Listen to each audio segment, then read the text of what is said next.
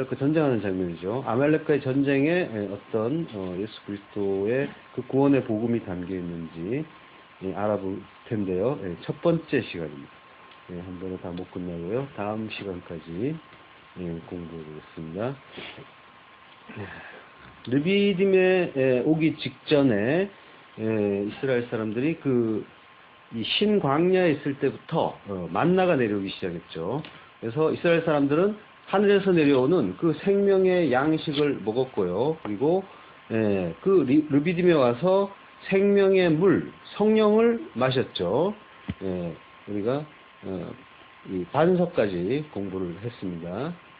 이 앞장면에서 르비딤에서 목이 마르다고 투정을 했고요. 그리고 근데 이 르비딤으로 인도한 분이 다름 아닌 하나님이셨죠. 그래서 그곳으로 인도를 하시고 그리고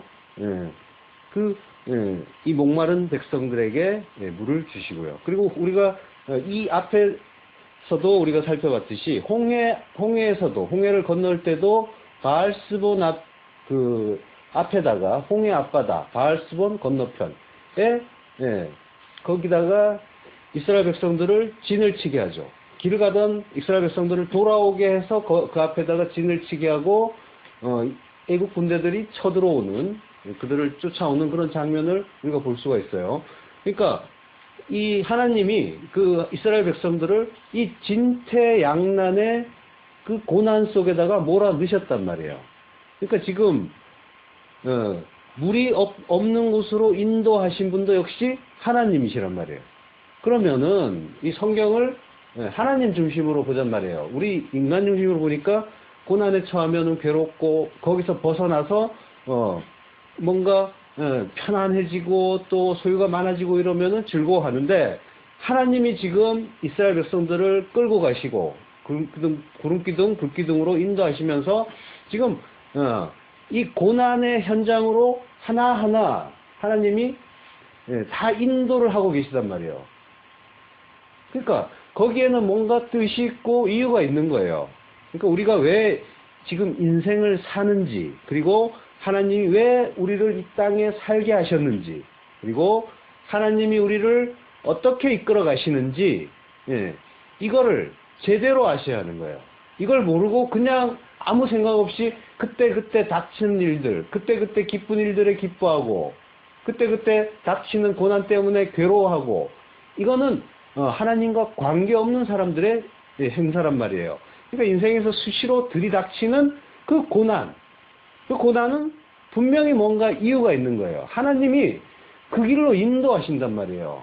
하나님은 전지전능하신 분인데 이거를 아무 계획 없이 어쩌다 보니까 거기다 세우고, 그래서 부랴부랴 거기에서 성도를 건져내고 홍해를 갈라서 빼돌리고 애국 군대들 멸망시키고 그러는 게 아니란 말이에요. 이유가 있단 말이에요. 그러니까 우리가 인생을 살면서 만나는 많은 일들, 그 모든 일들, 많은 일들뿐이 아니라 모든 일입니다. 그 모든 일들은 다 하나님께서 어떤 뜻이 있어서, 어떤 이유가 있어서 거기에 그 일을 겪게 하신단 말이에요. 거기에는 다른 뜻이 있는 것이 아니라 뭔가를 가르치고 싶으신 거예요. 그래서 이 홍해를 건너면서 세례를 가르치시고, 이 목이 없는 이 르비딤의 광야를 오게 해서 그 반석을 쳐서 예수 그리스도를 죽이고, 죽이고, 때려 죽이라, 반석을 때려 죽이라고 하신단 말이에요, 하나님이. 그리고 그 반석이 깨지면서 생명의 물이, 성령이 뿜어져 나오는 거예요. 그 물을 먹은 자들이 사는 그 모습을 보여주신단 말이에요. 성경은 계속 그런 식인 거예요. 그러니까 우리가 많은 것들을 배워야 하는 건 아니에요. 성경은 사실은 하나만 알면 돼요. 하나님이 우리를 구원하시고 우리는 값없이 그 은혜를 받는 자. 그래서 그 하나님을 우리는 너무 감사해서 찬양할 수밖에 없는 그런 존재다. 이것만 제대로 아시면 돼요. 나머지는 전부 그거 증명하는 거예요. 제가 다른 일을 하는 게 아니라, 여러 가지 많은 것들을 가르쳐 드린 게 아니라, 배워야 할 거는 그 구원하시는 분이 하나님이시고 하나님의 아들이 우리 대신 죽으시고 그래서 그를 붙잡을 때만 우리에게 소망이 있다라는 걸 그 진리 하나만 아시면 되고 나머지는 전부 거기에 대한 증명이란 말이에요. 성경을 변증하는 거예요. 다른 일 하는 게 아니라. 설교는 하나님 증명하는 겁니다. 예수 그리스도 증명하는 거예요. 그러니까 다른 이야기 하면 안 되는 거예요. 그 이야기만 할 수밖에 없어요. 이게 성경이 전부 그 얘기니까. 성경을 이야기하면 예수 그리스도 또 결론이 날 수밖에 없는 거예요. 다른 이야기하면 그거는 모른다는 얘기죠. 하나님을. 자, 이거를 이 하나님의 그 뜻, 하나님이 우리 인생을 살게 하시는 그 뜻, 그걸 제대로 이해하지 못하면 그저 괴로워하고 나는 불행해, 왜 이렇게 괴로운 거야 하면서 불평만 하고 왜 이 나를 둘러싼 인간들이 왜 이 모양인 거야, 그들이 왜 나를 괴롭히는 거야, 이 일들은 왜 이렇게 끊임없이 나를 덮쳐오는 거야, 이 많은 고지서들은 어떻게 해야 되는 거지, 그래서 노심초사하고 일희일비하고 이러다가 끝난단 말이에요. 슬퍼하다가 그냥 끝장나는 그런 인생이 된단 말입니다. 그게 아니라 하나님은 우리에게 뭔가를 가르쳐 주시려고 이 땅을 살게 하시는 거예요. 그걸 분명하게 기억하시고 인식을 하시기 바랍니다. 그러니까 참된 성도는 어떤 사람이에요? 뭐 주세요, 뭐 잘되게 해주세요, 이게 아니겠죠. 하나님은 뜻이 있어서 그 고난의 현장으로 끌고 다니시는데 나 거기에서 빼주세요 지금 그러고 있단 말이에요. 그러면 그거는 성도가 아니라는 얘기입니다. 성도는 그 하나님이 우리를 뭘 가르쳐 주려고 하시는지, 그리고 그걸 잘 배우고 하나님만 절대적으로 의존하는 그런 존재로 자리를 잘 잡아가시면 되는 거예요. 그걸 지어져 간다고 하는 거예요. 그리고 그리스도의 장성한 분량으로 자라난다 하는 거예요. 사실은 제자리 찾아가는 거예요. 내 자리가 여기구나. 나는 피조물, 하나님은 창조주. 그 앞에 나는 스스로 존재할 수 없는 존재. 그러니까 하나님 앞에 순종하고 무릎 꿇고 그 하나님만 믿고 의지하는 자. 그리고 그 하나님의 하신 일을 내가 보았으므로, 성경을 통해 보고 또 내 인생을 통해서 겪었으므로 그 하나님을 찬양할 수밖에 없는 존재. 찬양이 나온단 말이에요. 내가 어떤 존재인 줄 알고 하나님이 어떤 분인 줄 알면 그 찬양이 나올 수밖에 없단 말이에요. 그래서 그게 복된 상태라는 거예요. 그 상태로 가는 게 참된 성도인 겁니다. 그 하나님만 절대적으로 믿고 의존하는 걸, 그걸 믿음이라고 해요. 그리고 그걸 그 믿음의 상태를 복된 상태라고 하고, 그리고 그걸 배워가는 성도의 인생을 신앙생활이라고 하는 거예요. 그게 아니라 이걸 제대로 배우지 않고 교회만 왔다 갔다 하면 그건 신앙생활이 아니라 종교놀이라고 하는 거예요. 잘 아시고 이 신앙생활을 바르게 하시길 바랍니다. 자, 백성들이 마실 물이 없어서 불평을 할 때 하나님은 반석을 쳐서 죽이고, 낙하 죽이고 때려 죽이고 그 반석이 순환을 받고 그리고 생수가 흘러나왔죠. 그러니까 우리가 이미 공부했듯이 반석은 순환받는 성자 하나님이시고 생수는 택한 자를 살게 하시는 이스라엘 백성, 교회, 그를 살게 하는 성령 하나님의 모형인 겁니다. 그때 성부 하나님은 반석 위에 계셨죠. 모세를 마주보면서 서 계셨어요. 그러니까 성부와 성자와 성령이 한자리에서 이스라엘 그 택한 백성들을 구원하는 사역을 함께 하고 계시는 그런 장면인 겁니다. 르비딤은.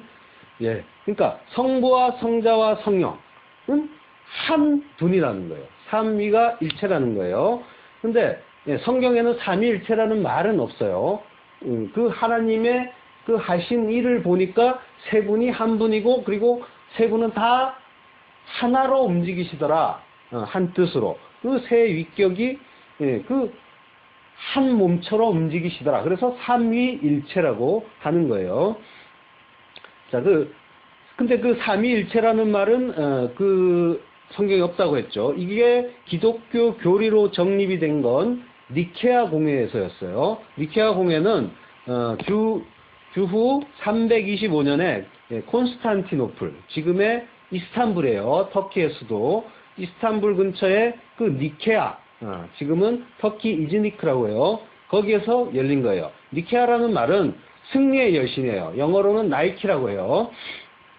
자, 이 공회에 318명의 주교들이 모여서 중요한 신학적 논의를 했어요. 그때 당시에 가장 영향력이 있는 사람은 리비아 출신인데 알렉산드리아 지역, 알렉산드리아는 이집트예요. 이집트의 알렉산드리아라는 알렉산더가 세운 큰 도시예요. 거기에서 목회하던 아리우스라는 사람이에요. 아리우스는 아주 수사학적 능력도 뛰어나고 철학적, 신학적 이런 지식이 풍부한 사람이었어요.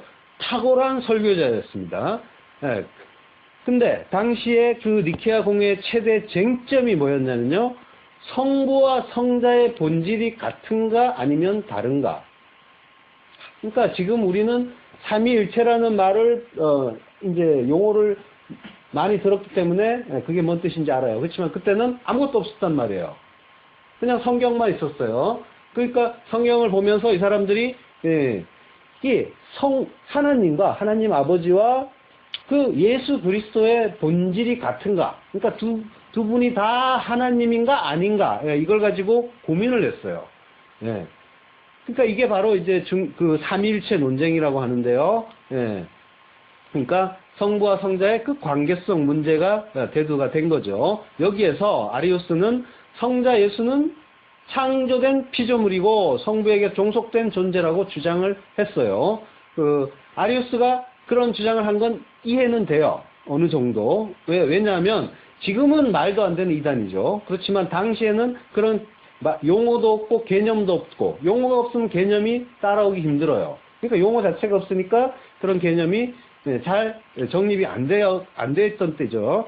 아리우스가 예수 그리스도에게 하나님과 동등한 지위를 부여하는 걸 반대한 거예요. 근데 이제 예수 그리스도를 하나님으로 인정하면 어떤 문제가 생긴다고 생각했냐면, 하나님은 한 분이신데 신이 두 분이 생긴다, 이렇게 본 거예요. 그러니까 약간 헷갈릴 법도 하죠. 그러니까 유일한 하나님이 아니라 여러분의 하나님, 그러면 다신론이 된다고 보는 거죠. 그러면 이거는 안 된다, 이런 거예요. 그래서 나온 용어가 유사 본질론이라는 거예요. 호모이 우시오스라고 해요. 그러니까 성부와 성자는 본질이 비슷하다라는 거예요. 그 용어는 몰라도 돼요. 비슷한 존재다라고 생각하는 사람들이 있는 거예요. 근데 이 주장이 대세가 됐어요. 이 아리우스라는 사람이 워낙 말을 잘하고 논리정연하게 논리를 풀어가니까 사람들이 그런가 보다 하고 끌려간 거예요. 그래서 이렇게 채택이 되려고 했어요. 근데 채택이 되면 어떻게 돼요? 예수님은 하나님이 아닌 게 되는 거죠. 큰일 나는 거죠. 예수님이 피조물이 되는 거예요. 그때 물론 이런 것들이 예수님이 피조물로 정해졌다고 해서 예수님이 피조물 되는 건 아니에요. 그렇지만 제대로 오해가 이제 될 수가 있는데, 하나님의 일은 이런 식으로 결론이 안 나겠죠. 당연히 바른 방향으로 갑니다. 그때 아리우스의 주장을 아타나시우스라는 사람이 반박을 하고 나서요. 이 아타나시우스라는 사람이 이 공회에서 아리우스를 반박하고 나선 거는 굉장히 의미심장해요. 왜냐하면 이 사람은 당시 나이가 30살이었어요. 30살. 굉장히 가장 어린 나이였어요. 그러니까 굉장히 유명하고 고명하신 그런 교부들이 쭉 다 모여 있는데, 거기에 약간의 30살밖에 안 된 젊은이가 나서서 유명한 수사학적이고 유명한 유명한 설교자 아리우스를 반박하고 나선 거예요. 근데 이 사람은 나이만 어릴 뿐 아니라 얼굴도 까매요. 그리고 덩치도 작아요. 그래서 검은 난쟁이라고 불렀어요. 그러니까 참 보잘것없겠죠. 그러니까 사람들이 얼마나 우습게 알았겠어요. 나이도 어린 게, 키도 작은 게, 얼굴 새카만 게, 이런 게 나타났단 말이에요. 그래서 그거 아니에요 하면서 이 발언을 하고 나서니까 별로 무시를 좀 했겠죠. 근데 하나님은 이런 자를 들어 쓰신단 말이에요. 자, 아타나시우스는 뭘 주장했냐면, 성부와 성자는 그 본질이 완전히 동일하다. 완전히 같아. 하나님이다. 피조물과 하나님의 관계가 아니라 두 분 다 하나님이다. 이걸 호모우시우스라고 해요.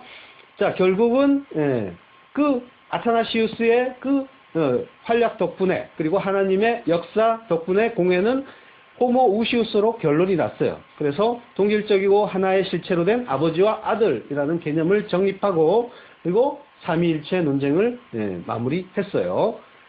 자, 이걸 개념을 바탕으로 해서 오늘날 우리가 암송하는 그 사도신경의 토대가 된 니케아 신경도 나왔고요.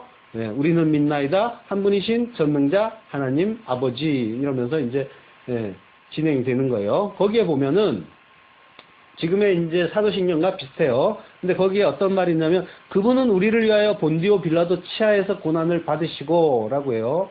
뭐예요? 지금 사도신경은 뭐예요? 본디오 빌라도에게 고난을 받았다죠.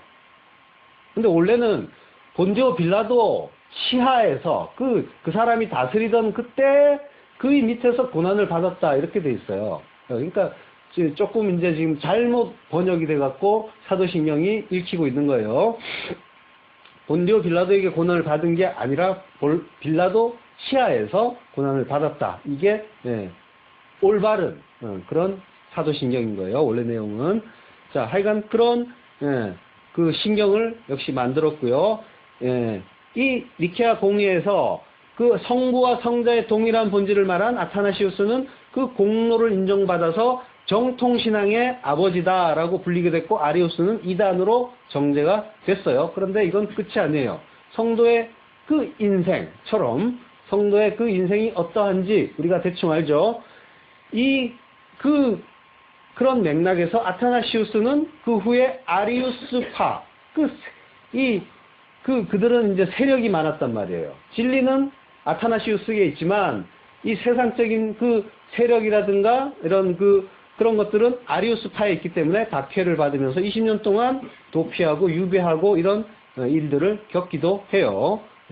자, 그래서 이제 이 삼위일체 논쟁은 이런 식으로 정해졌다라는 그런 이제 이해를 하시고, 자, 오늘 본문을 보면은 동일 본질 그 삼위일체 하나님이 현존하신 그 자리에 감히 겁도 없이 아말렉 족속이 쳐들어왔죠. 그래서 지금 뭐예요? 강력한 그 애굽의 전차 부대도 한꺼번에 수장시킨 그 하나님이 지금 세 분이 함께 계신 그 자리에 쳐들어온 거예요. 그러면 아말렉 족속쯤은 한 방에 보내버릴 수도 있겠죠. 그런데 이 아말렉과의 싸움은 홍해 때와는 양상이 아주 달라요. 하나님의 그 기적적인 역사로 한 번에 끝내는 그런 방식이 아니에요. 모세가 아론과 훌을 대동하고 높은 곳으로 올라가서 팔을 높이 들고 기도하고, 그리고 여호수아가 이끄는 이스라엘 장정들이 아말렉과 밀고 밀리는 그런 접전을 벌려요. 이 전쟁은 뭔가 심상치 않은 의미가 있는 것 같아요. 그죠? 그래서 한번 그 내용이 뭔지, 어떤 의미가 있는 건지 그 전쟁을, 아말렉 전쟁을 한번 살펴보겠어요. 먼저 아말렉은 어떤 족속이에요? 창세기 36장 12절에 보면요, 에서의 아들 엘리바스의 첩 딥나는 아말렉을 엘리바스에게 낳았으니 라고 해요. 그러니까 에서의 아들의 아들이에요. 서자예요. 첩의 아들이니까. 그러니까 에서의 손자죠.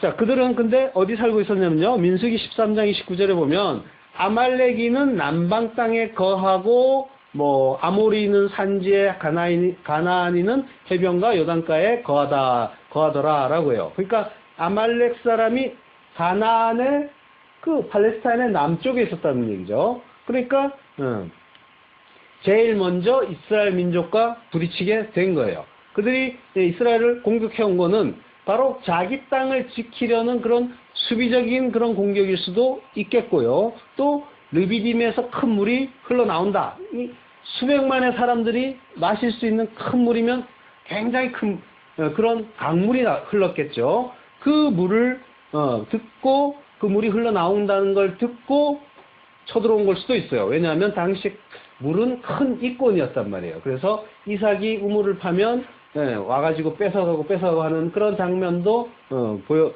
성경에 있죠. 또 다른 이유를 찾는다면 이스라엘이 출애굽할 때 애굽에서 가져 나온 그 은금 패물, 그것 때문일 수도 있다라고 해요. 그러니까 지금도 이제 그 금속 탐지기를 가지고 아랍 사람들이 그 당시에 묻었을 법한 그런 금은 패물을 찾아서 다니고 있다고 해요. 아직까지도. 자, 근데 신명기 25장 17절을 보면요. 너희가 애굽에서 나오는 길에 아말렉이 네게 행한 일을 기억하라. 곧 그들이 하나님을 두려워하지 아니하고 너를 길에서 만나 너의 피곤함을 타서 내 뒤에 떨어진 약한 자들을 쳤느니라 라고 해요. 그러니까 뭐예요? 약한 자들을 와가지고 치사하게 친 거예요.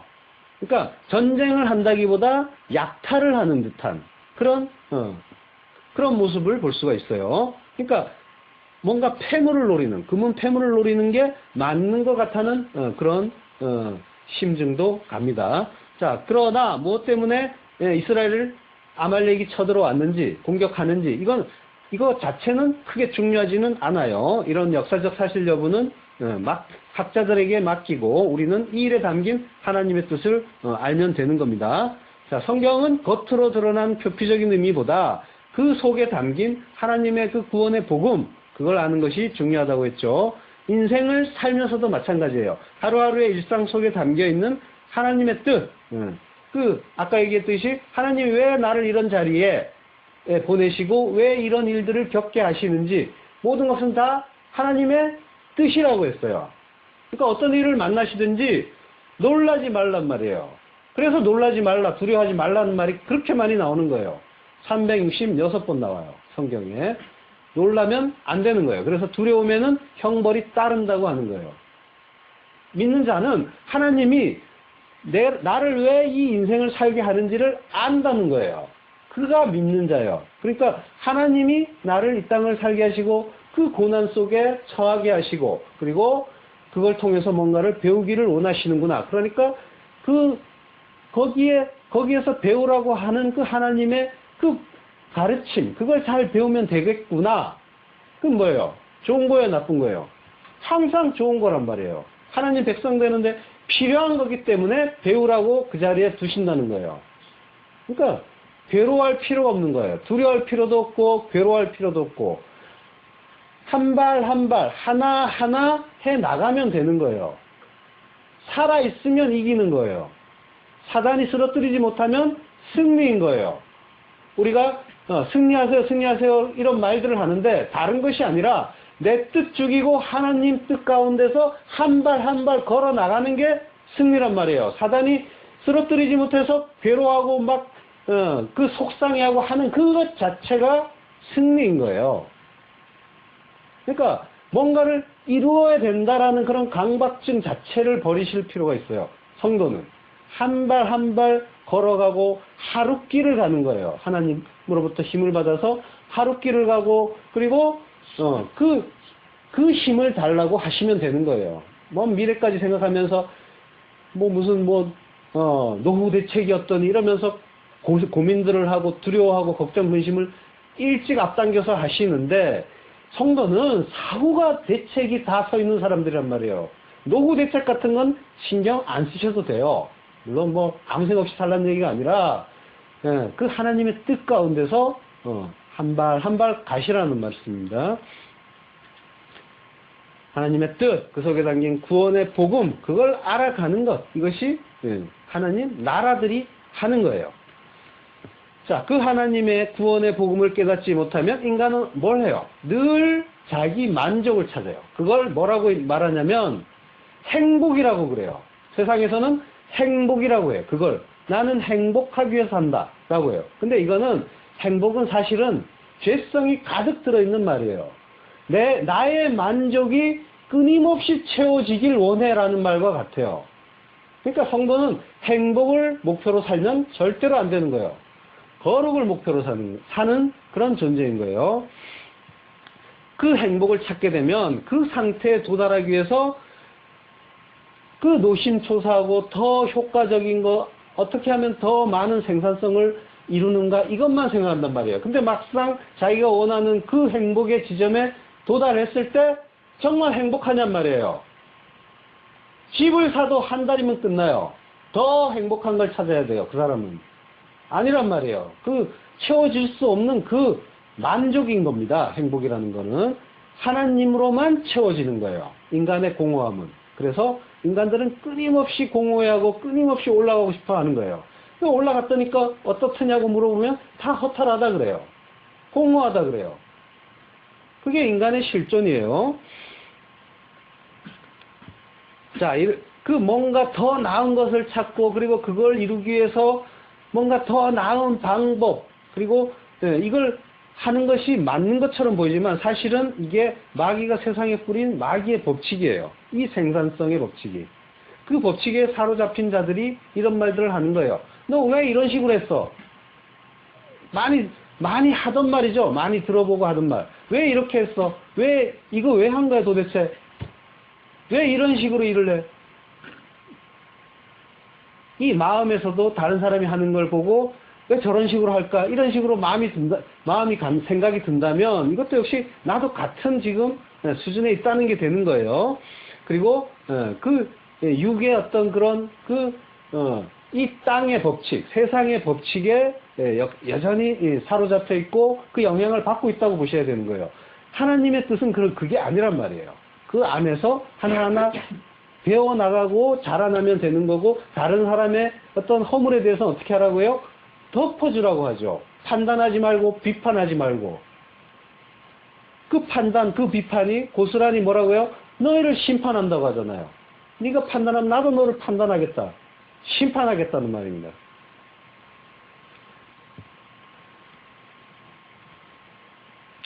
자, 그 마귀의 그 법칙에 따라서 사는 자들은 이 생산성에 굉장히 연연해요. 그래서 그걸 기준으로 선악을 구분합니다. 그 흔한 대조가 월급이고 연봉이에요. 많은 월급, 연봉 받으면 그는 뭔가 가치 있는 일을 하고 있고 훌륭한 사람이라고 생각을 해요. 그리고 잘 사는 사람이라고 하고 선이라고 해요. 좋은 거라고. 그리고 그 같은 기간 동안에 남들보다 적은 월급, 적은 연봉을 받으면 그거는 뭔가 능력이 부족한 사람, 그리고 가치가 적은 사람, 좋지 못한 일이 되는 거예요. 그러니까 세계관과 언어 생활, 이런 그 사고 방식, 이런 것들이 하나님의 어떤 그런 뜻 가운데 있지 않으면 여기에 홀라당 다 넘어가는 거예요. 세상 법칙이 맞겠거니 하면서. 아니란 말이에요. 자, 아말렉과의 전쟁에 담긴 하나님의 뜻, 구원의 복음은 그러면 무엇일까요? 자, 이스라엘이 애굽에서 종노릇할 때는 전쟁이 있었습니까? 전쟁이 없었죠. 애굽은 뭐예요? 세상이라고 했죠. 세상을 의미한다고 했어요. 그러니까 우리가 세상의 종, 마귀의 종으로 살 때, 종노릇하면서 살 때 전쟁이 없단 말이에요. 갈등이 없단 말이에요. 세상에 대해서. 그러니까 세상과 짝해서 타락한 본성으로 잘 어울려 살았던 거예요. 이걸 또 성경에서는 동성애라고 해요. 여기에 대해서는 뭐 나중에 또 기회가 되면 따로 하고요. 그러니까 같은 성질, 이 땅의 법칙대로 내가 하늘적이 아니라 땅의 가치로 살 때 그걸 동성이라고 하는 거예요. 그러니까 뭐 남자, 여자가 이런 거를 뭐 손가락질하고 이럴 필요 없어요. 내가 그렇단 말이에요. 내가 이 땅의 가치로 살고 있으면 내가 동성애자인 거예요. 유일한 남자인 예수 그리스도, 하나님만 나의 신랑으로 맞아들여야 되는데 내가 다른 우상 짝하고 살고 있으면 뭐예요? 동성애하고 있는 거예요. 이게 남자는 하나님밖에 없단 말이에요. 예수 그리스도밖에. 그 신랑과 결혼하는 자만이 제대로 된 결혼을 하는 게 되는 거예요.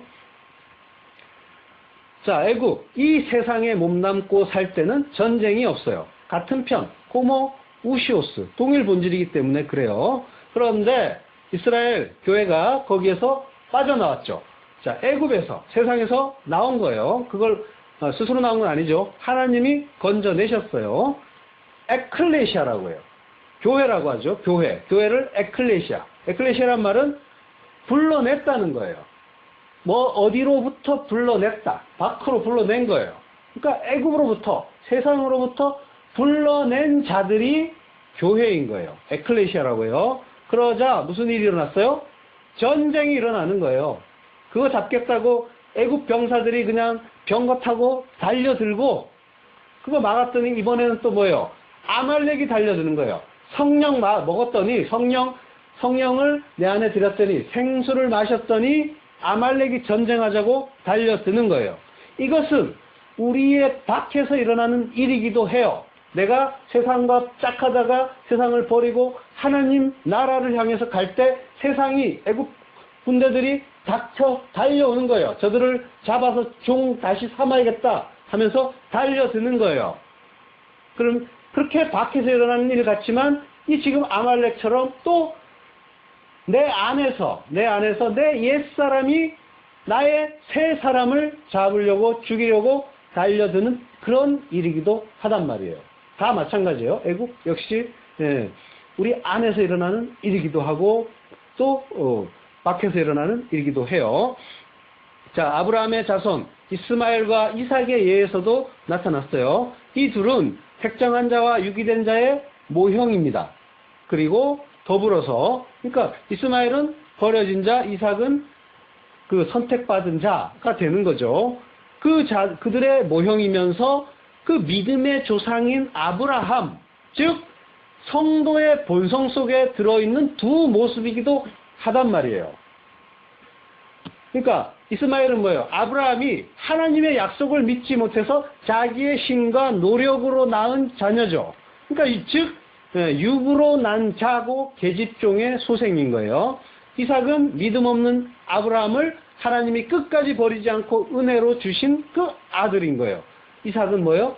성령으로 난 자, 자유하는 여자의 소생인 거예요. 그러니까 계집종 하갈의 소생 이스마엘이 자유하는 여자 사라의 소생 이삭을 희롱하는 모습이 나오죠. 이 두 아들의 이야기를 갈라디아서에서 이렇게 설명해요. 갈라디아서 4장 29절. 그러나 그때 육체를 따라 난 자가 성령을 따라 난 자를 핍박한 것 같이 이제도 그러하도다 라고 해요. 자, 그러니까 이렇게 이 세상에서 유기된 자와 택한 자가 이렇게 갈등을 하기도 하고요. 그리고 또 성도의 인생에서 두 본성, 그 본성 하나는 이전의 것이고 하나님이 또 나를 불러내신 이후부터 내 마음속에서 영적 전쟁이 벌어지는 그 일이기도 한 거예요. 갈라디아서 5장 16절 내가 이르노니 너희는 성령을 좇아 행하라. 그리하면 육체의 욕심을 이루지 아니하리라. 육체의 소욕은 성령을 거스리고 성령의 소욕은 육체를 거스리나니 이 둘이 서로 대적함으로 너희의 원하는 것을 하지 못하게 하려 함이니라. 예. 자, 그 성경은 그 여러 가지 의미를 담고 있어요. 그러니까 그 예를 들어서 아담 같은 경우에는 뭐예요? 그 인간의 실존을 보여주는 그런 모델이면서 또 예수 그리스도의 모형이 되기도 하죠. 그러니까 그런 식으로 이 다중적인 의미를 갖는단 말이에요. 그러니까 항상 성경은 중의법으로 봐야 되는 거예요. 그러니까 지금 뭐예요?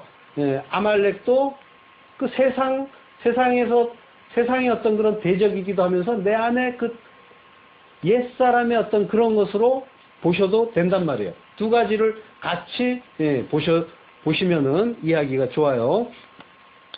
자, 야곱 같은 경우에 그 두 가지 본성이 야곱의 삶에서 나타나죠. 그러니까 야복강 사건 이후로 이스라엘이 되죠. 야곱에서 이스라엘로 바뀐단 말이에요. 근데 창세기 33장에서 49장에 보면요. 분명히 32장에서 야복강 사건 이후에 이스라엘로 바뀌었어요. 근데 야곱과 이스라엘이라는 이름이 함께 쓰이고 있단 말이에요. 이게 무슨 얘기냐면 분명히 이스라엘로 바뀌었는데 그러면 그 이후부터 계속 이스라엘이어야 하는데 그게 아니라 성경은 야곱과 이스라엘이 번갈아 나오는 걸 볼 수가 있어요. 그 이유는 옛사람의 모습이 나타날 때는 야곱이라고 하고 새 사람의 모습으로 이 사람이 행할 때는 이스라엘이라고 한단 말이에요. 지금 그런 관점, 그런 맥락에서 보시면 되는 거예요. 자, 예를 들어볼게요. 창세기 45장 25절 그들이 애굽에서 올라와 가나안 땅으로 들어가서 아비 야곱에게 이르러 고하여 가로되 요셉이 지금까지 살아있어 애굽 땅 총리가 되었더이다. 야곱이 그들을 믿지 못함으로 기색하더니. 믿지 못해요. 옛사람이죠. 옛사람의 모습이죠. 그들이 또 요셉을 자기들에게 부탁한 모든 말로 그 아비에게 고하며 그 아비 야곱이 요셉의 자기를 태우려고 보낸 수레를 보고야 기운이 소생한지라. 자, 이때 뭐라고 하냐면 이스라엘이 가로되 라고 한단 말이에요. 조카도다. 내 아들 요셉이 지금까지 살았으니 내가 죽기 전에 가서 그를 보리라. 야곱, 이스라엘 같은 인물인데 다른 본성인 거예요. 옛사람, 새사람. 우리의 모습인 거예요. 우리가 이렇게 지금 성도는 이렇게 현재 살고 있단 말이에요. 영원한 그 천국에 가기 전까지는 야곱과 이스라엘이 번갈아 나타나게 돼 있어요. 그 과정에서 하나님이 은혜로 끌고 가신단 말이에요. 아브라함이 그 이스마엘과 이삭을 낳듯이.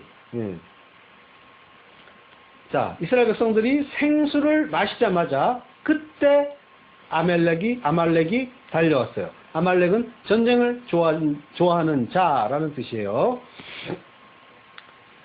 베드로전서 2장 11절 사랑하는 자들아 나그네와 행인 같은 너희를 권하노니 영혼을 거스려 싸우는 육체의 정욕을 제어하라 라고요. 아말렉은 바로 영혼을 거슬러 싸우는 육체의 정욕, 이걸 가리키는 자인 거예요.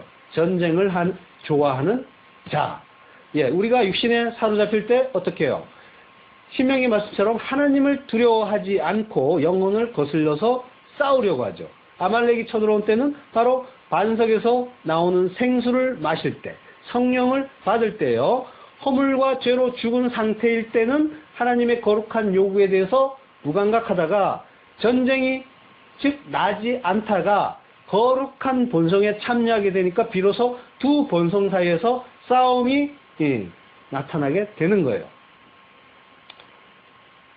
이 어둠의 세상에서 우리가 어둠일 때는 아무것도 거리낄 것이 없었는데 내 안에 빛이 들어오고 그 빛이 죄에 대하여 의에 대하여 심판에 대하여 가르쳐 주시니까 그때부터 곧바로 때에 아말렉이 이르러 그때에 이르러서 싸움이 시작되는 거예요. 바로 그때. 자, 8절에 보면 때 아말렉이 이르러 이스라엘과 르비딤에서 싸우니라 하죠. 싸운다는 말은 라함이라고 해요. 성경에서는 싸우다, 전쟁하다 라는 뜻으로 주로 쓰이는데 아주 드물게 먹다 라는 뜻으로도 쓰여요. 근데 이 양식이라는 말이 레헴이에요. 지금 라함은 싸우다고 먹다라는 뜻도 있다고 했는데 근데 레헴이 똑같은 자음은 똑같아요. 모음만 달라서 발음이 다른 거예요. 레헴이 양식, 음식, 빵 이런 말이에요. 그러니까 베틀레헴 이러면 베트는 집이란 말이에요. 그러니까 양식의 집 이렇게 되는 거예요. 베들레헴은. 그러니까 원래 히브리어는 모음이 없는 자음으로만 구성된 언어예요. 원래 자음만 있었어요. 읽을 수가 없어요. 그걸 그 600년에서 1000년경, 예수님 이후에 600년에서 1000년경에 마소라 하파라는 그 유대인 학자들이 히브리어의 그 발음 보존을 위해서 모음을 만들어낸 거예요. 그러니까 성경이 쓰여질 때는 당연히 모음이 없었겠죠. 자음이 같단 말이에요. 같다는 건 뭐예요? 뜻이 같다는 의미예요. 그러니까 싸우다와 이 먹다라는 게 같은 말이라는 거예요. 어째서 전쟁하다와 먹다가 뜻이 같은 그런 같은 본질의 호모우시우스의 말이라고 하는 걸까요? 그것은 우리에게 벌어지는 그 고난, 전쟁의 실체는 곧 영적 전쟁이고 영적 전쟁의 본질은 먹는 일이다. 그 먹는 일은 말씀을 먹는 일인 거예요. 그걸 몰라갖고 사람들은 먹는 거에만 여념이 없이 맛집 찾아다니고 열심히 그 먹는 프로가 그렇게 많이 나오죠. 먹는 거는 말씀을 먹는 거란 말이에요. 그게 라함이라는 단어가 담고 있는 거예요. 진정한 영적 전쟁이란 건 뭐예요? 믿는 자와 믿지 않는 자, 신자와 불신자가 그리고 기독교인과 이교도가 싸우는 것, 이게 영적 전쟁인가요? 흔히 그렇게 알고 있죠. 아닙니다. 진짜 영적 전쟁은 성도의 안에서 일어나는 거예요. 성도의 안에서. 그럼 뭐예요? 영적 전쟁하다가 죽으면 순교잖아요. 그러면 순교는 뭐라는 거예요? 내가 죽는 게 순교인 거예요. 진짜 순교는 이겁니다. 이교도에게 한 칼에 목이 잘려 죽는 건 쉬워요. 그거는 하나님 안 믿는 자들도 얼마든지 해요. 폭탄 몸에 두르고 가서 너 죽고 나 죽자 하면서 죽는다니까요. 순교해요. 그들도. 성전이라고 하면서 순교를 열심히 한단 말이에요. 그거 인간들이 하는 그 순교, 그거는 진짜 순교가 아니고, 진짜 순교는 내가 죽는 거예요. 내가 내 안에서 나의 옛자와 새 사람이 싸워서 싸우면서 내가 죽어가는 것, 내 옛사람을 죽여가는 것, 이것이 순교인 겁니다. 그 순교가 진짜 어려운 순교예요. 그게 그게 되느냔 말이에요. 그게 정말로 어렵기 때문에 그 죽음이라는 그 말을 차용해서 쓰잖아요. 죽을 만큼 힘들다는 얘기예요. 그리고 그게 진짜 순교예요. 자기 죽인 자가 진짜 순교자인 거예요. 날마다 죽노라. 그래서 바울이 그 순교를 하고 있잖아요. 나는 죄인 중에 괴수가 맞기 때문에 나는 죽어야 되는데 그 죽음이 쉽냔 말이에요. 안 된단 말이에요. 잘. 죽었나 하면 살아나고 죽었나 하면 살아나고 불뚝불뚝 살아나잖아요. 그래서 물론 육을 입고 있는 이상 결국은 안 될 겁니다. 이게 된다면은 예수가 필요가 없죠. 예수가 나는 안 된다는 걸 알라고 그런 이 상태를 주시는 거예요. 그러니까 어떻게 해야 되겠느냐? 이어서 붙잡아야죠. 그러니까 인생은 날로 믿음이 좋아지는 게 아니라 나 믿음 없군요. 이거 제대로 깨달아서 죽어가는데 죽었나 싶으면 안 죽더라. 이거 아는 거예요. 그러니까 순교를 하시는데 근데 끝까지 안 죽더라. 이 아말렉 보세요. 아말렉. 끝까지 안 죽는단 말이에요. 손을 들면은 좀 쫓아냈다가 다시 손을 힘이 들어서 내리면은 또 쫓아오고 우리 이야기하는 거예요. 나의 옛사람 얘기하는 거예요. 끝까지 안 죽는다니까요. 그래서 하나님이 내가 끝까지 아말렉하고 싸울 거야 이러시는 거예요. 한 방에 애국 병사들 다 보내버린 그 하나님이, 그 전지전능한 하나님이 내가 그놈들하고 끝까지 싸울 거야 이런 말씀하신단 말이에요.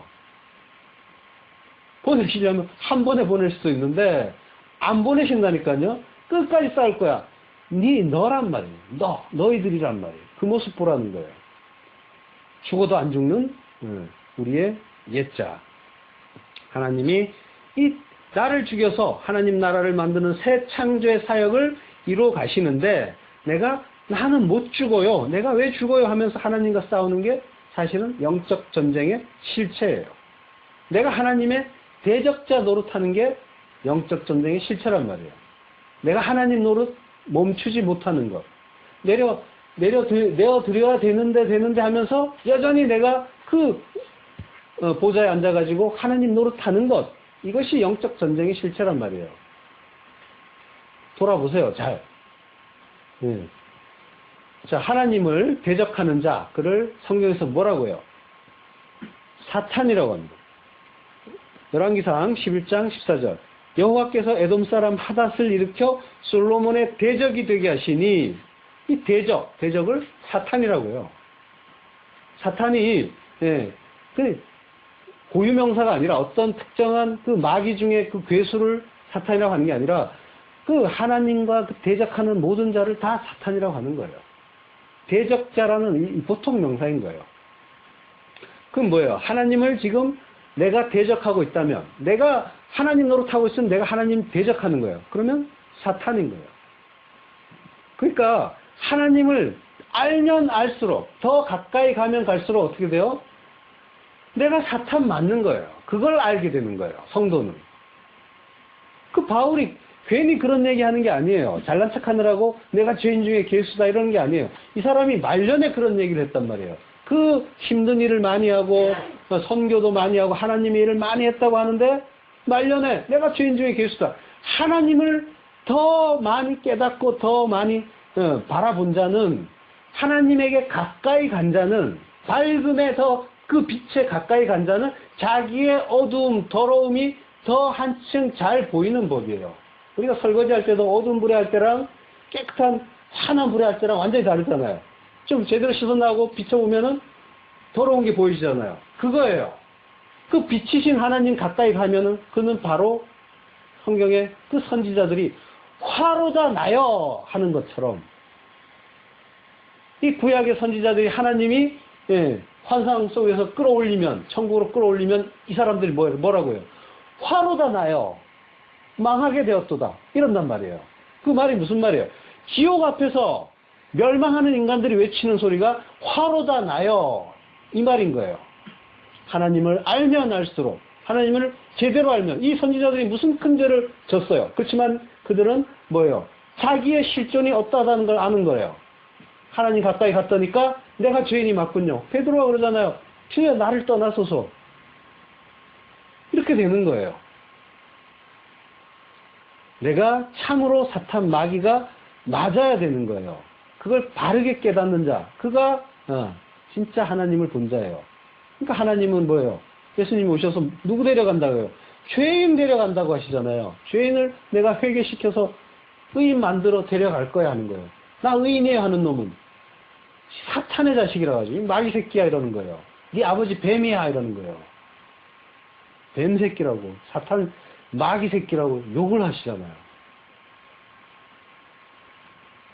오늘 아말렉은 바로 나는 못 죽어요 하면서 달려드는 나의 그 옛사람의 역할을 하고 있는 거예요. 성도의 새 본성은 하나님의 말씀을 먹고 하나님을 그 교제하고 싶어 해요. 근데 옛사람은 그 영의 평화, 그 영혼의 평화를 내버려 두지 않아요. 그래서 육체의 소욕은 성령을 거스르고 성령의 소욕은 육체를 거스린다 하는 거예요.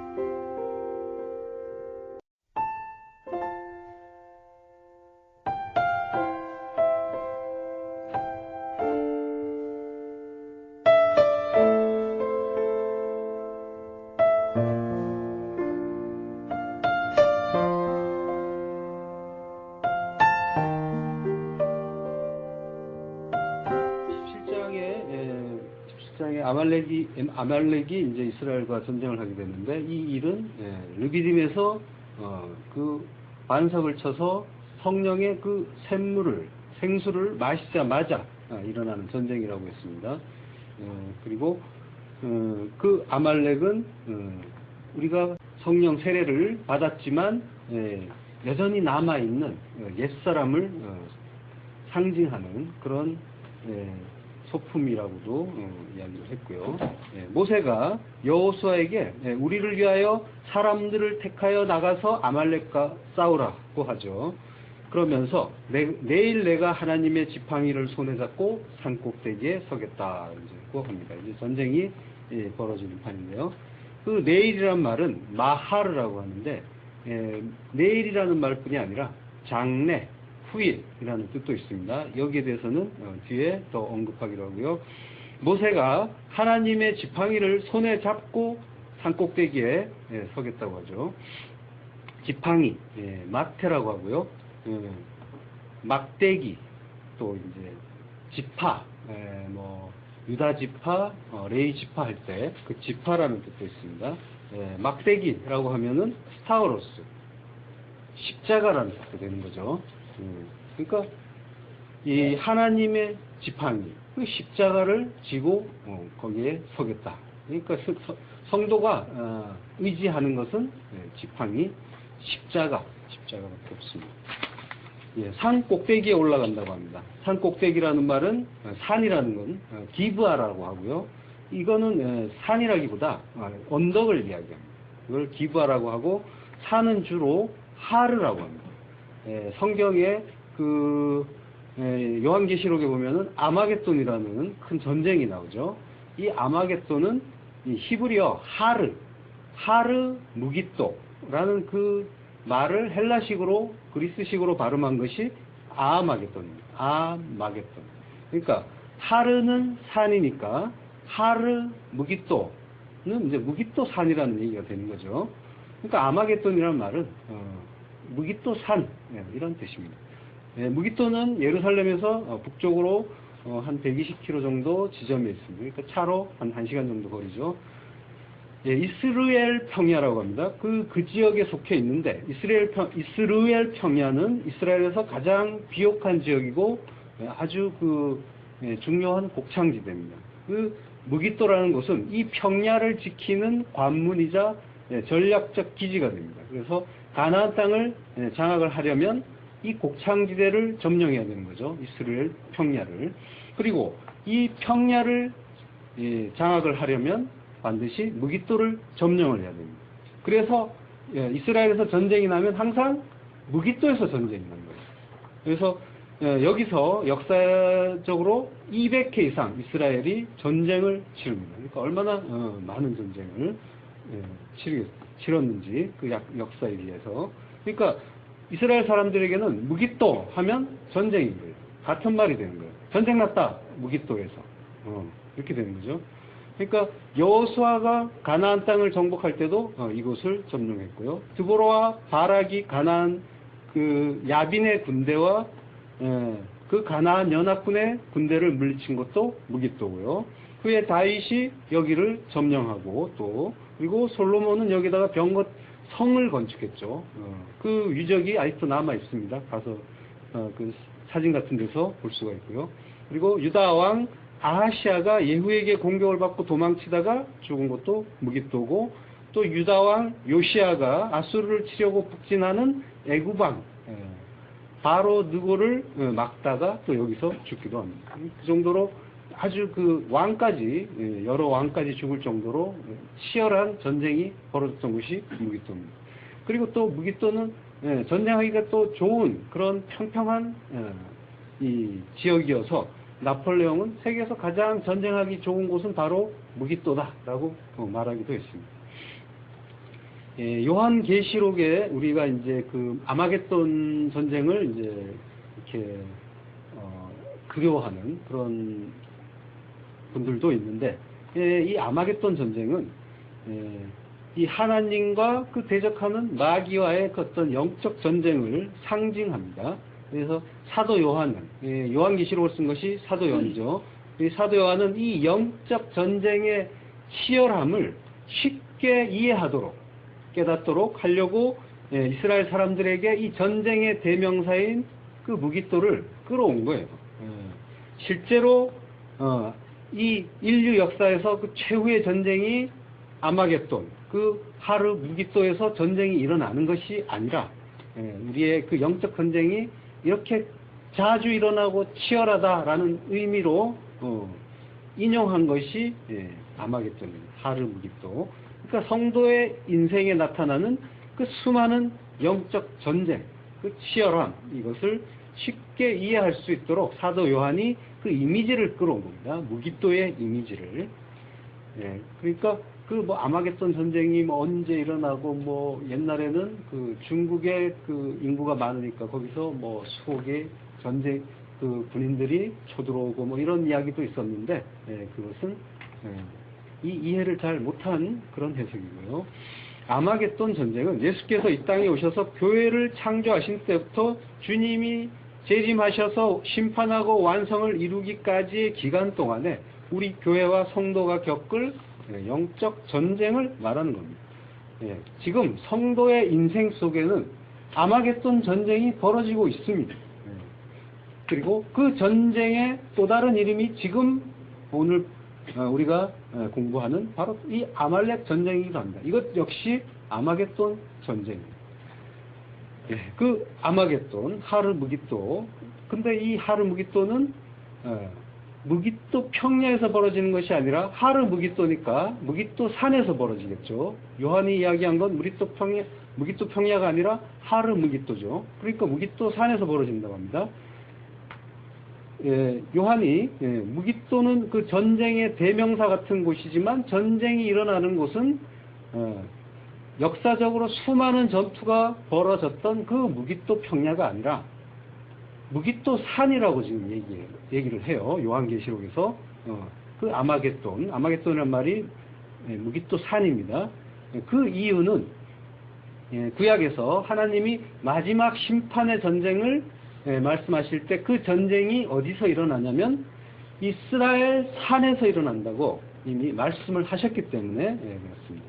에스겔서 39장 1절 그러므로 인자야 너는 곡을 쳐서 예언하여 이르기를 주 여호와의 말씀에 로스와 메섹과 두발왕 고가 내가 너를 대적하여 너를 돌이켜서 이끌고 먼 북방에서부터 나와서 이스라엘 산 위에 이르러 내 활을 쳐서 내 왼손에서 떨어뜨리고 내 살을 내 오른손에서 떨어뜨리리니 내 살이라는 건 화살을 얘기합니다.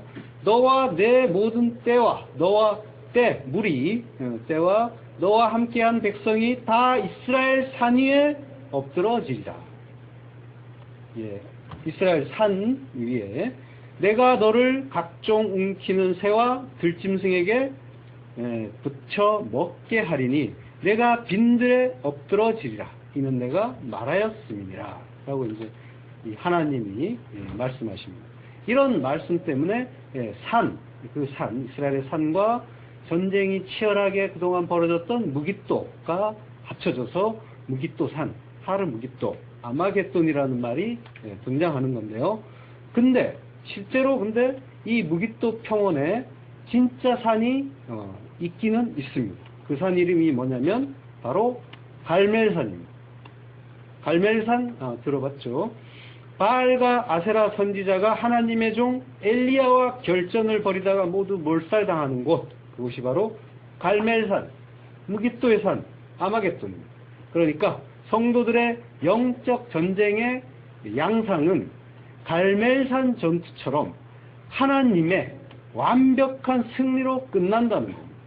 이것이 아마겟돈이라는 말에 담긴 의미고 아마겟돈 전쟁의 결론이고요. 그리고 당시 구약에 정통했던 초대교회 교인들은 이 말을 들었을 때, 아마겟돈이라는 말을 들었을 때 바로 이러한 내용들을 그대로 이해할 수 있는 그런 용어가 되는 겁니다.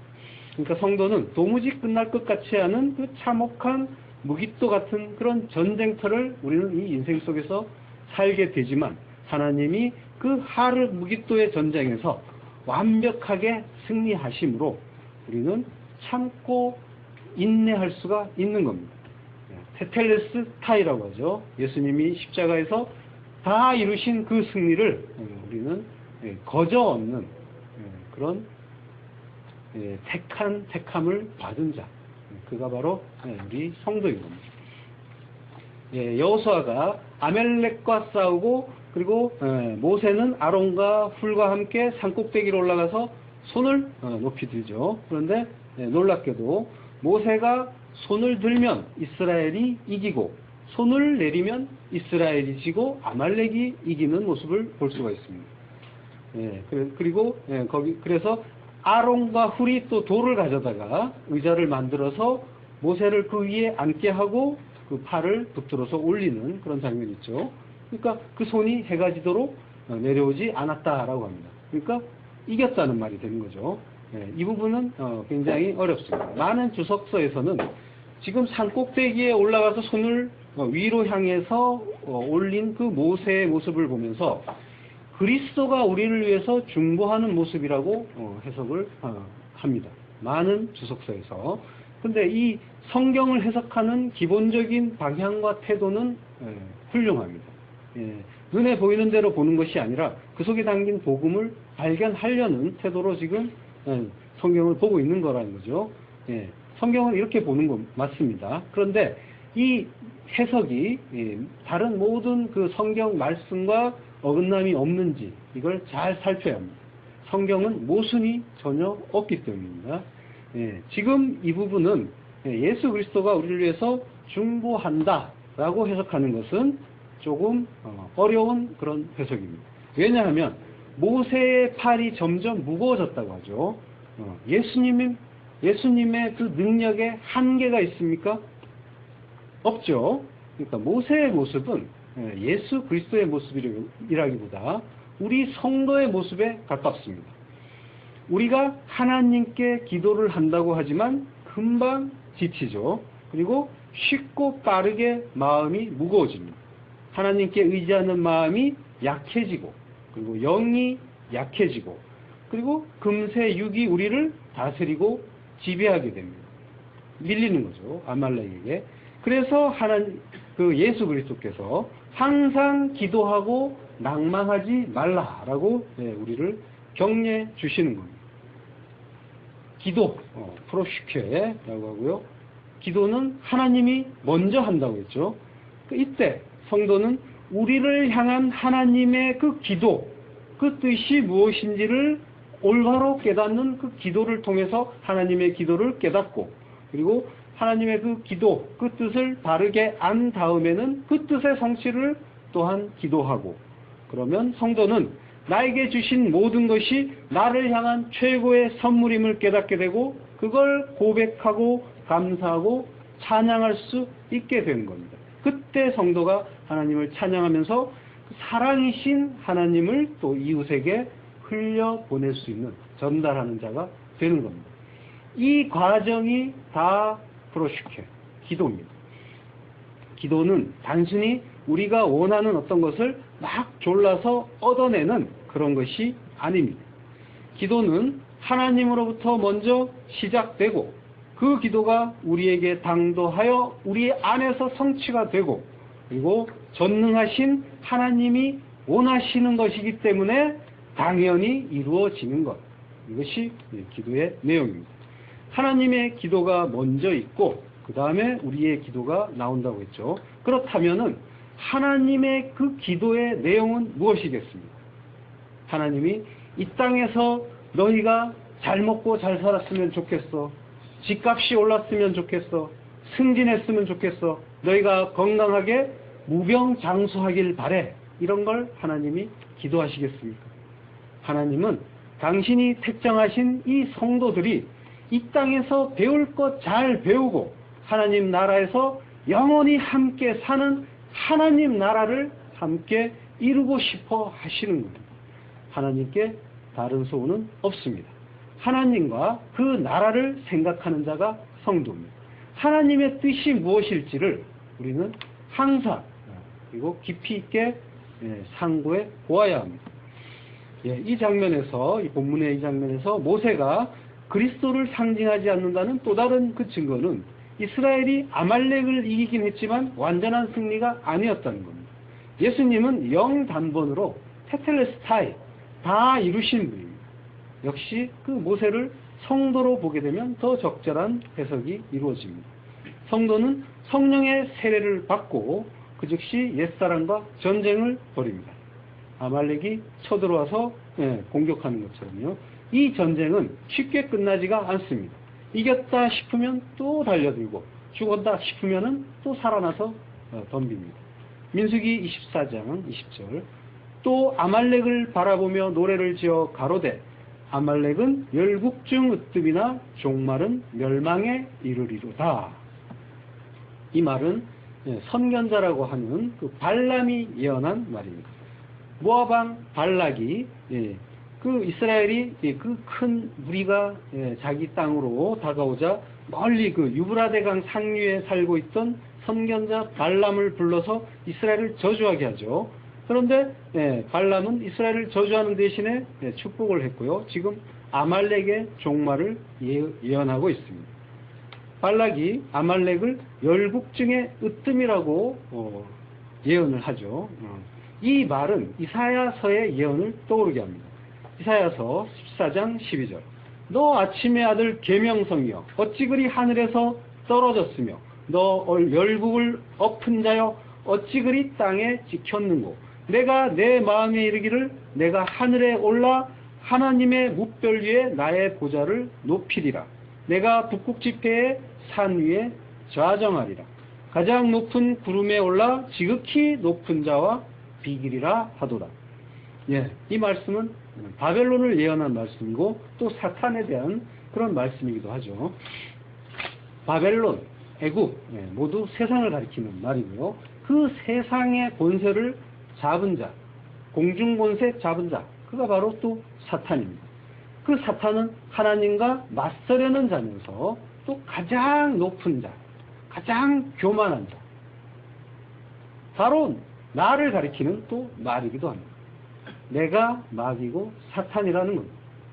하나님을 순전하게 믿지 못하는 자, 온전하게 믿지 못하는 자, 그는 모두 하나님을 대적하는 자, 사탄인 겁니다. 사탄이란 말 자체가 대적자라는 뜻입니다. 예수님의 수제자였던 그 베드로도 하나님을 믿는다고 하는 자였고 예수님을 따른다고 하는 자였습니다.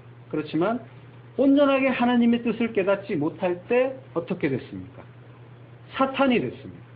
베드로가 사탄이 된 장면 있죠. 사탄의 뜻, 대적자가 된 겁니다. 인간의 생각을 할 때 예수님 죽으시면 안 됩니다 라고 예수님을 인간적으로 생각할 때 그때 그는 사탄이 됐습니다. 하나님의 뜻을 생각하지 않고 인간의 일을 생각하는 것이 사탄입니다. 하나님 앞에 온전히 무릎을 꿇지 못한다면, 하나님의 뜻을 온전하게 깨닫지 못한다면 너희는 다 사탄이다 하는 것이 성경의 진술입니다. 우리는 누구나 다 사탄이 될 수가 있습니다.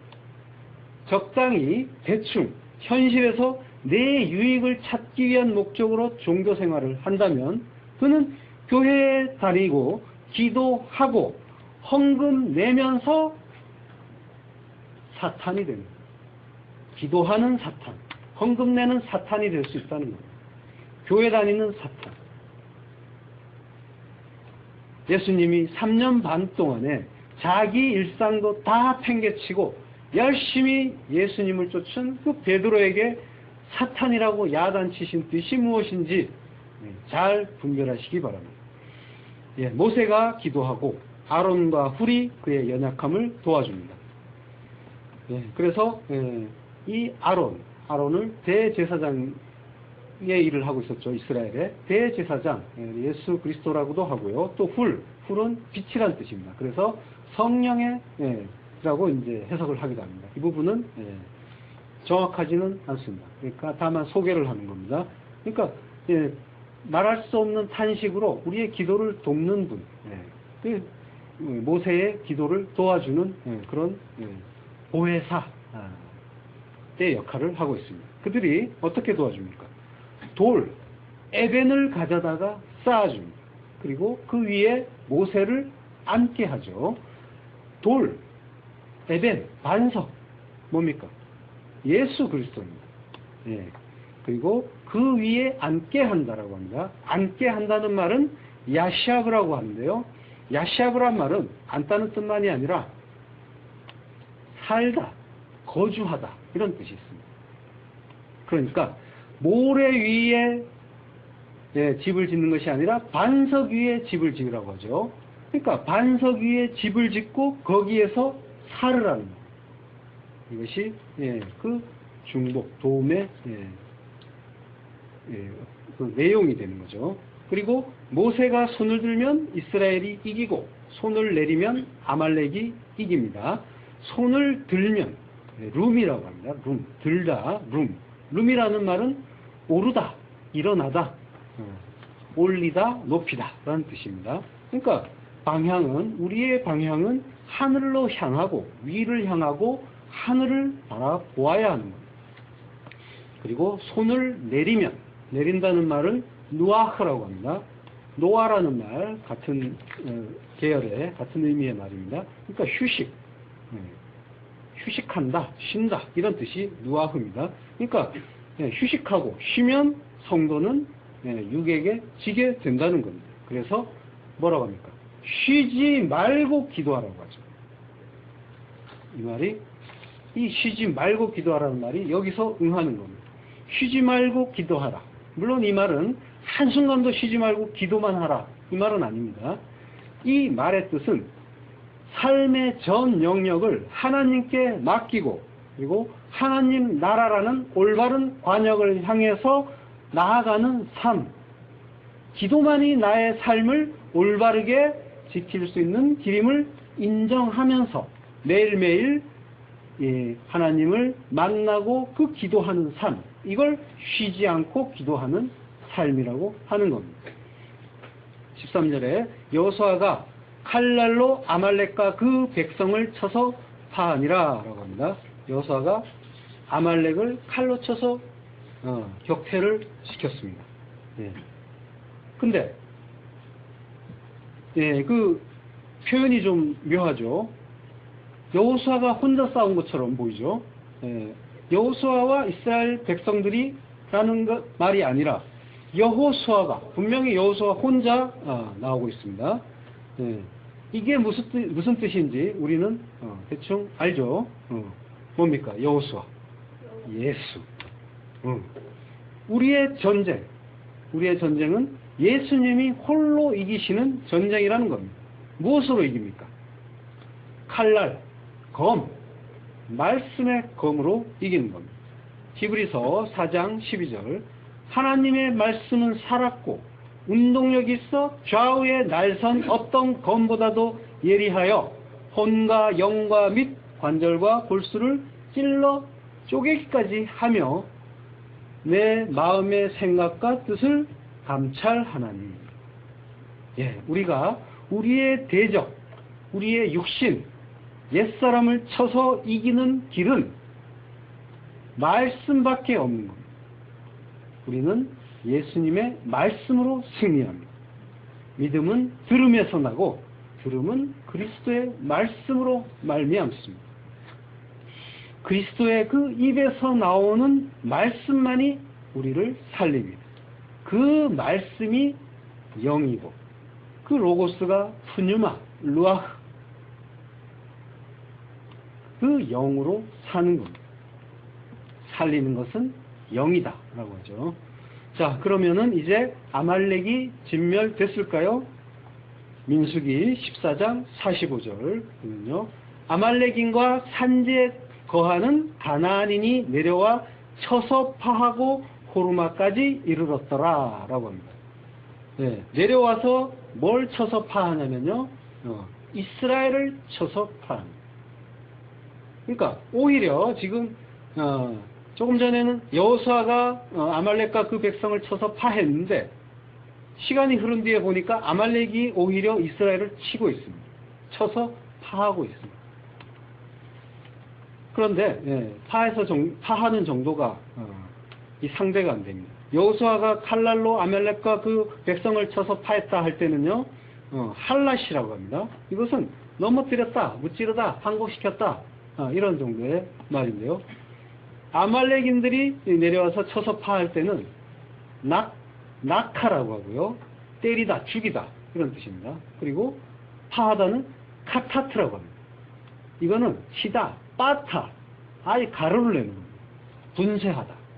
사사기에서도 보면요, 6장 3절에 보면 이스라엘이 파종한 때면 미디안 사람, 아말렉 사람, 동방 사람이 치러 올라온다라고 합니다. 올라와서라고 하는데요. 그러니까 사사기 내내 들어가서도, 그러니까 광야 생활 40년, 그리고 사사기의 또 수백 년 동안 또 이제 아말렉이 이스라엘을 괴롭히는 모습을 볼 수가 있는 겁니다.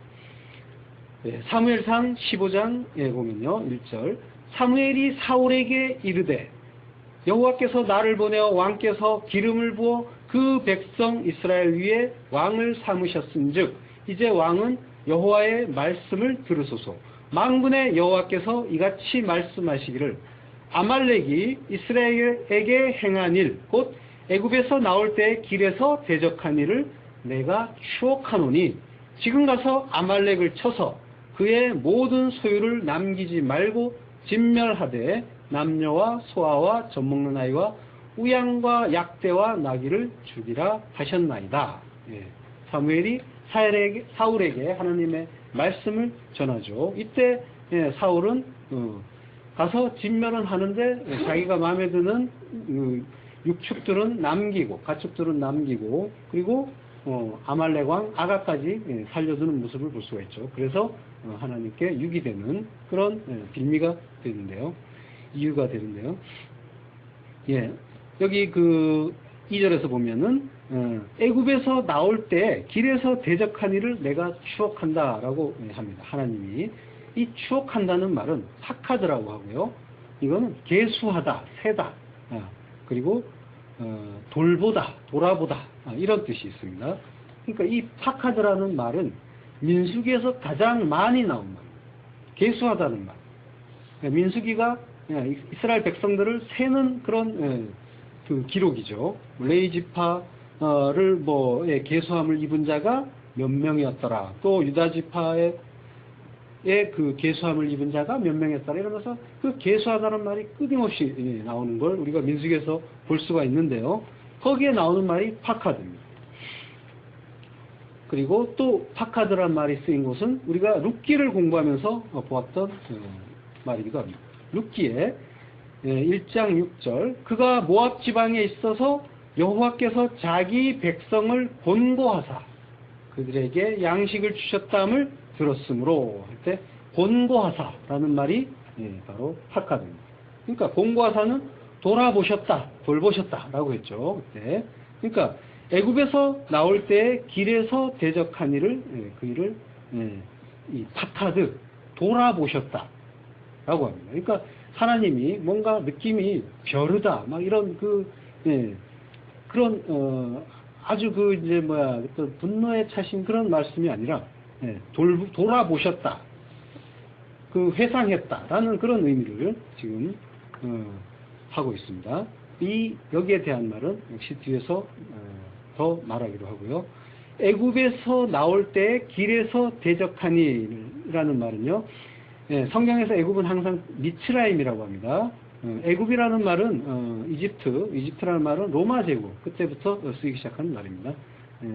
어쨌든 애굽에서 나올 때 나온다는 말은 알라라고 합니다. 알라라는 말은 올라가다, 오르다 이런 뜻입니다. 그러니까 애굽에서 올라온다. 하나님이 건져 올리는 그 뜻을 담은 말입니다.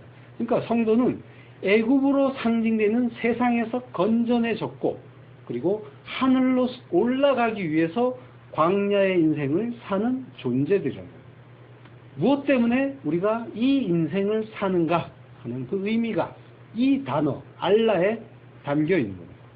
원래 하늘에 있던 천상적인 존재가 하나님의 뜻에 의해서 잠시 이 세상에 내려왔다가 광야같이 그 팍팍한 인생을 살면서 하나님이 배우라는 것 배우고 다시 하늘로 올라가는 것. 이 의미가 이 알라라는 말에 담겨 있습니다. 그러니까 애굽에서 나올 때라는 말은 애굽으로부터입니다. 민이라는 전치사가 있어요. 애굽으로부터 올라올 때, 애굽으로부터 나와서 세상에서 나와서 하늘로 올라갈 때 이런 의미가 되는 겁니다. 그러니까 성도는 하늘로 올라가는 자지 땅으로 내려가는 자가 아니라는 겁니다. 땅의 것을 찾지 말고 하늘의 것을 찾아야 한다고 성경에서 말씀하시죠. 우리가 가야 할 방향을 땅으로 잡지 마시고 하늘로 잘 잡으시기 바랍니다. 예수님이 세례 요한에게 세례를 받고 올라오시는 장면이 있죠. 마태복음 3장 16절 예수께서 세례를 받으시고 곧 물에서 올라오실새 하늘이 열리고 하나님의 성령이 비둘기같이 내려 자기 위에 임하심을 보시더니 하늘로서 소리가 있어 말씀하시되 이는 내 사랑하는 아들이요 내 기뻐하는 자라 하시니라.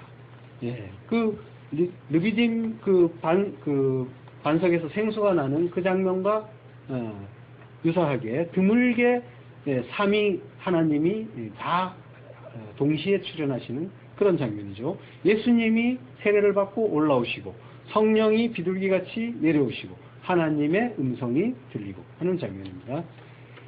여기서 그 올라오실세라는 말은 아나바이노라고 합니다. 아나바이노.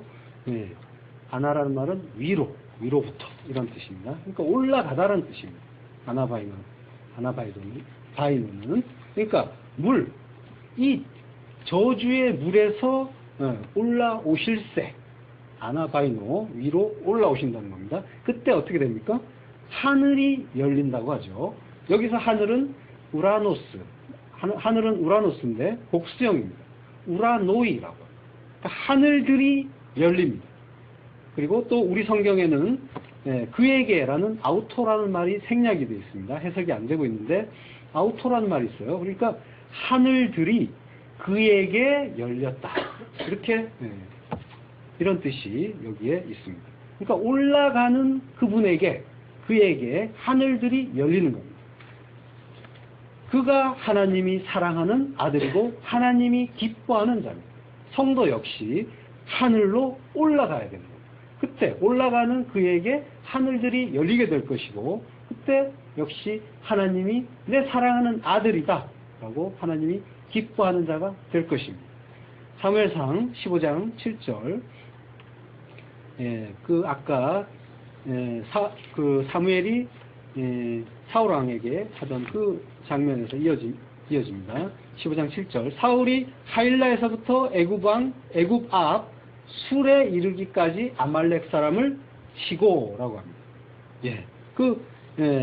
여기서 볼 곳은 아말렉의 그 지경이 하일라에서 애굽 앞 술이라는 겁니다. 그러니까 하일라라는 말은 모래 땅이라는 뜻입니다. 그리고 애굽 앞 술은 수로 광야를 뜻합니다. 그러니까 그 애굽 앞에서 하일라라는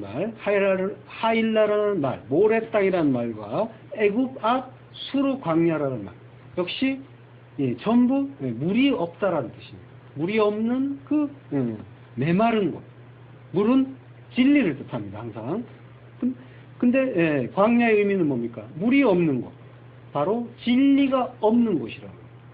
말씀이 없는 곳. 그러니까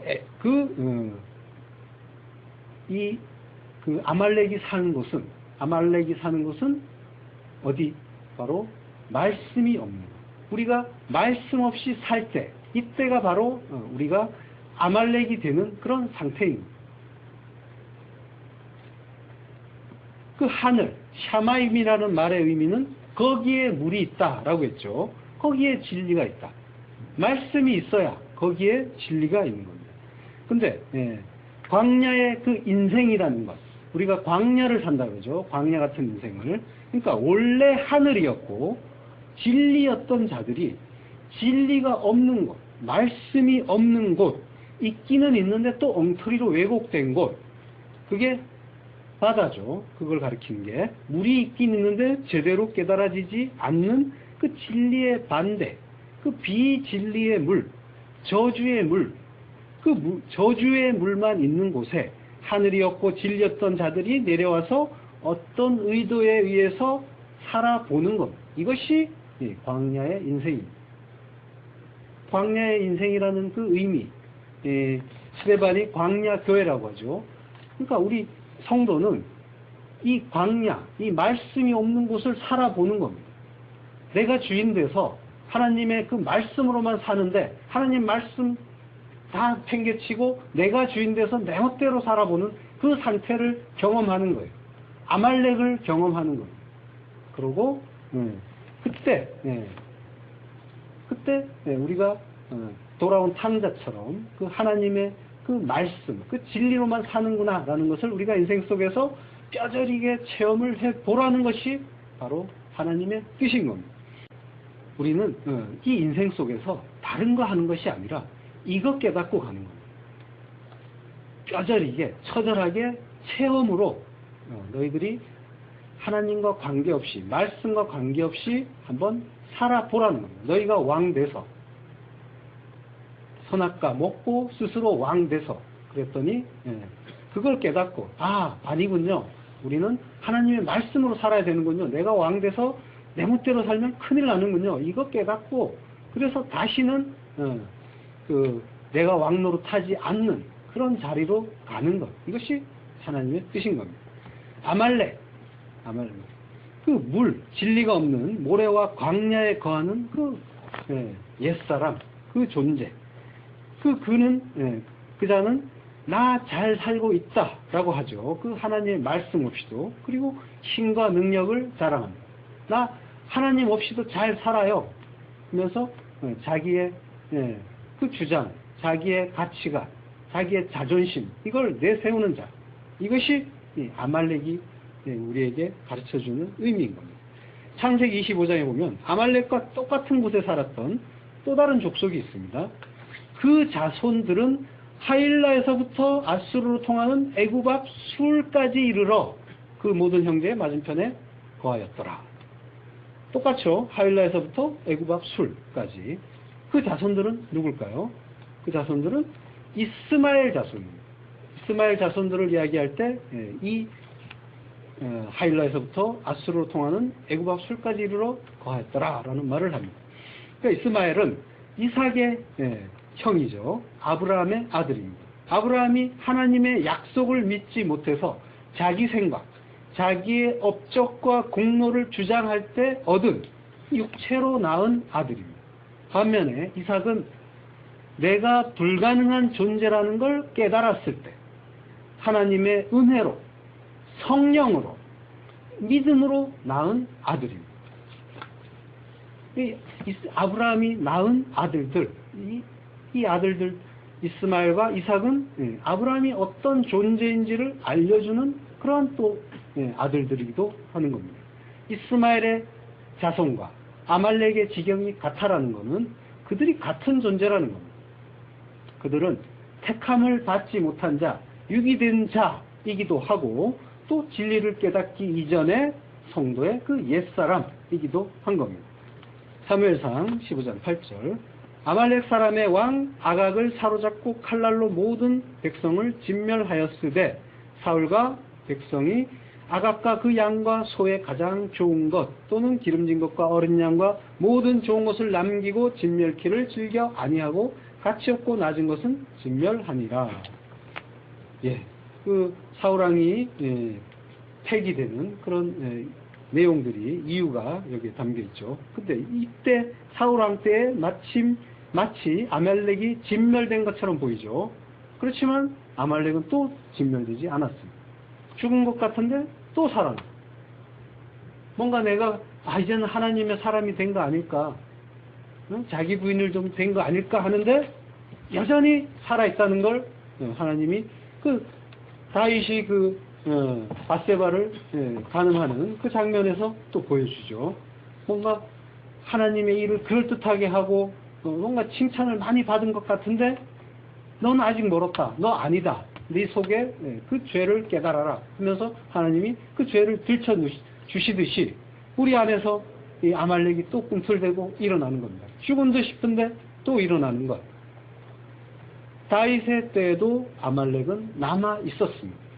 사무엘하 8장 12절 곧 아람과 모압과 암몬 자손과 블레셋 사람과 아말렉에게서 얻은 것들과 소바왕 르후베 아들 하닷사 에셀에게서 노력한 것과 같이 드리니라. 하나님께 드렸다는 겁니다. 하나님께 제사 지냈다는 겁니다. 자, 근데 재미있는 거는 이후로는 아말렉이 더 이상 등장하지 않습니다. 성경에서. 아말렉이 멸망했는지 아닌지는 확실히 알 수 없지만 다윗의 때에 그들이 성경에서 더 이상 나타나지 않았다는 건 의미심장합니다. 아말렉은 르비딤에서 성령의 생수를 먹었지만 성령의 세례를 받았지만 여전히 남아있는 끈질긴 우리의 옛사람, 옛 본성을 가르쳐주는 그런 말이면서 소품이면서 또 아말렉은 다윗의 자손으로 오시는 그 예수 그리스도의 말씀의 검에 의해서만 파해질 수 있는 그런 존재라는 것. 그 옛사람이라는 것. 그래서 다윗의 때 그 자치가 사라지는 모습을 우리에게 보여주는 겁니다. 본문으로 돌아가세요. 16절에 이르되 여호와께서 맹세하시기를 여호와가 아말렉과 더불어 대대로 싸우리라 하셨다 하였더라. 하나님이 아말렉과 더불어 대대로 싸우겠다고 하십니다.